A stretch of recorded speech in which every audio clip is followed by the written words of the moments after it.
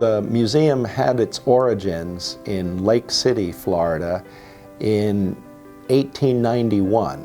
At least that's as far back as we can trace historical references to a museum. And that museum contained specimens that students and faculty at the Florida Agricultural College were accumulating to help them understand the biological world of Florida. So they had to know a lot about the insects, about the weeds and the plants and the crop plants themselves, and so it was important to have reference collections. That small museum moved to Gainesville in 1906 when the University of Florida was being formed. It wasn't called the Florida Museum of Natural History. It didn't even have a name until they hired the first museum director, Thompson Van Heining, in 1914. And so when Thompson Van Heining came on, the museum was soon named the Florida State Museum by an act of the legislature in 1917.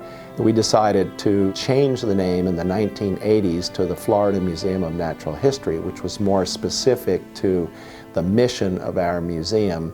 Back in 1914, the museum was relatively small, maybe about 50,000 specimens. And so now, 100 years later, we care for about 40 million specimens, which is an enormous collection. And in fact, it's the largest such collection south of the Smithsonian.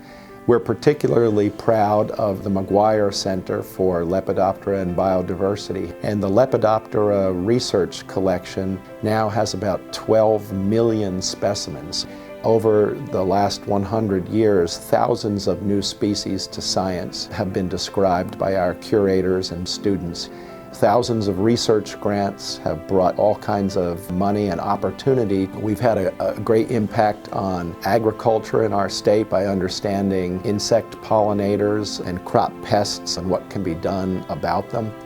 We've studied invasive species and how those can be controlled. And then also, one of the most important areas is that we look at extinction of species and what can be done. And we've been very instrumental in saving quite a few species who are on the brink of extinction. So we've had a number of significant effects on very practical areas of our state.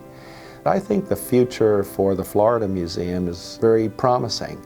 And I think this intellectual growth and enthusiasm will propel us to be right at the forefront of scientific investigation in the 21st century.